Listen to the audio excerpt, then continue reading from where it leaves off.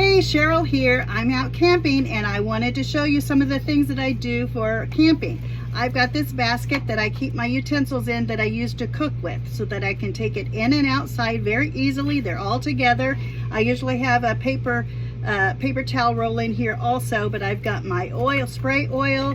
I've got my mini whipper, stainless steel mini whipper. I have my brush, that's basting brush.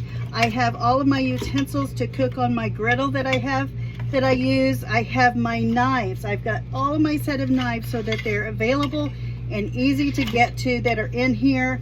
I also have my wooden spatulas and I have a silicone spatula. So those are great for camping. Next camping trip, take a lot of things with you. Also, garlic infused oil, basil infused oil, EVOO, great for camping.